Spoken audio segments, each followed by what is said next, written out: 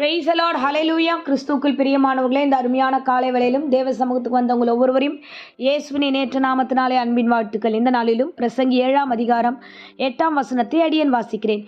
ஒரு காரியத்தின் துவக்கத்தை பார்க்கிலும் அதன் முடிவு நல்லது, பெருமை உள்ளவனை பார்க்கிலும் பொறுமை உள்ளவன் உத்தமன். ஆமென், அல்லேலூயா.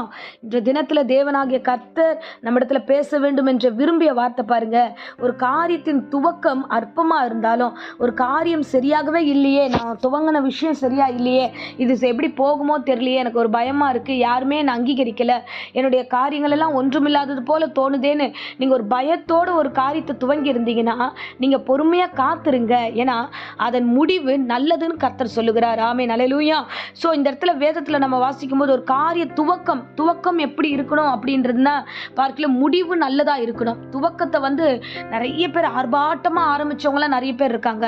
நிறைய நம்ம கம்பெனிஸை பார்த்துருக்கலாம், இல்லைன்னா கடைகளை பார்த்துருக்கலாம், வேலைக்கு போகிற பிள்ளைங்களை பார்க்கலாம். ஆரம்பம் ரொம்ப பெரிய அளவில் ஆர்ப்பாட்டமாக நான் அப்படி பண்ணுவேன் இப்படி செய்வேன்னு சொல்லிட்டு பல காரியங்கள் எல்லாம் செஞ்சு ஒரு 2-3 வருஷத்துக்கு அப்புறம் திரும்பி பார்த்தா ஒன்றுமே இல்லாமல் அது பிஸ்னஸ் தோல்வியானதை பார்த்துருக்கலாம், நண்பர்கள் விழுந்து போனதை பார்த்துருக்கலாம். ஸோ காலேஜ் சேரும்போது இருந்த அந்த உற்சாகமும் அந்த நல்ல ஒரு ஞான அறிவெல்லாம் பார்த்தீங்கன்னா கடைசியில் பார்த்தோன்னா அது நிறைய அரியர் வச்சு விழுந்து போயிருக்கலாம். இந்த மாதிரி ஆரம்பிக்கும் போது ஒரு பெரிய ஆர்ப்பாட்டமாக ஆரம்பித்ததெல்லாம் முடிவில் வேற மாதிரி போனது உண்டு. அதுக்கு தான் இன்னைக்கு காலையில் கர்த்தர் பேசுகிறாரு. ஆரம்பம் எப்படி இருக்கணும் அப்படின்னா, ஆரம்பத்தை குறித்து விழுந்து போன மாதிரி இருந்தால் நீ கவலைப்படாத. பயமாக இருக்குதா, கவலைப்படாதீங்க, என் தேவன் நடத்துவார்னு போங்க.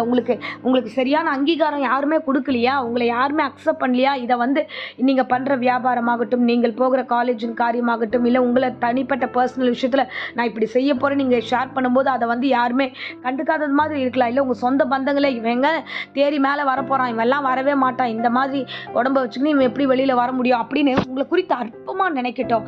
அந்த அற்பமான நாளை குறித்து நீங்கள் பயப்படாதீங்க. என் தேவன் அந்த அற்பமான காரியத்தை சம்பூர்ணமாய் மாற்ற அவர் வல்லவராய் இருக்கிறார். ஆமென், அல்லேலூயா.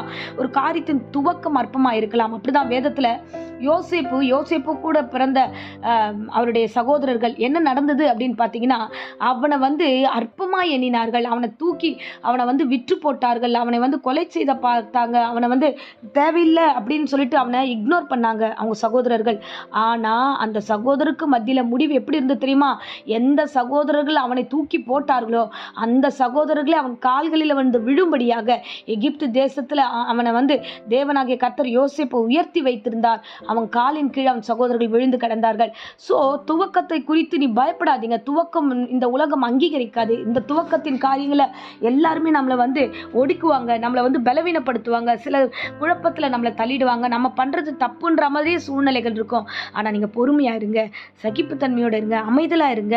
பெருமையாக இருக்கிறவன் தான் என்ன பண்ணுவான் தெரியுமா? ஆர்ப்பாட்டமாக சில விஷயங்கள் காண்பிக்கணும். அவங்களுக்கு நான் எவ்வளோ பேர் இருக்காங்க தெரியுமா, எனக்கு எவ்வளோ பணம் இருக்குது தெரியுமா, எனக்கு எவ்வளோ சொத்து இருக்குது தெரியுமா, எனக்கு எவ்வளோ பேங்க் பேலன்ஸ் இருக்குது தெரியுமா, நான் எப்படிப்பட்ட ஆள் தெரியுமான்ட்டு பெருமையான காரியங்களை செய்வதை பார்க்கிலும் பொறுமையா நிதானமாய் உங்க பிரச்சனைகள்ல நீங்க நிதானமா இருங்க. மற்றவங்களை பார்த்து பெருமையா சில காரியங்கள் செய்யறேன்னு துவக்கத்தை பிரம்மாண்டமா செஞ்சுட்டு கடன் வாங்கி வட்டிக்கு வாங்கி அந்த தொழிலை ஆரம்பிக்கிற, கடனுக்கு வாங்கி இதை பண்ணி ஒரு ஃபங்க்ஷனை நடத்துறேன், நான் அதை பண்ணி இதை பண்றேன்னு கடன் வாங்காதிருங்க. ஸோ பொறுமையா இருங்க. இருக்கிறத கொண்டு தாழ்மையா சில வார்த்தைகளை நான் சொல்லி கொடுக்குறேன் பாருங்க. அமைதியோடு இருங்க. உங்க கையில எது இருக்குதோ அதை வைத்து துவங்குங்க, அதை வைத்து ஆசீர்வாதமா நடத்துங்க. இந்த அற்பமான காரியம் துவக்கம் அற்பமாக தான் இருக்கும், யாரும் கண்டுக்காம தான் இருக்கும். ஆனால் நீங்கள் செய்து பாருங்க, பொறுமையோடு நிதானத்தோடு கடந்து போங்க. என் தேவன் நடத்த வல்லவராக இருக்கிறார். ஆமென், அல்லேலூயா.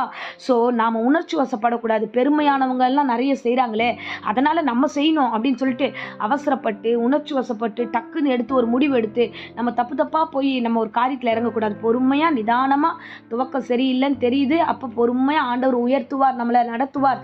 கரெக்டாக தான் போயிட்டுருக்கு ப்ராசஸ். ஸோ நம்ம கரெக்டாக போகிறோம், ஆண்டவர் ஏற்ற நேரத்தில் நம்மளை உயர்த்துவார் என்ற விசுவாசத்தின் பாதையில் ஓடுங்க.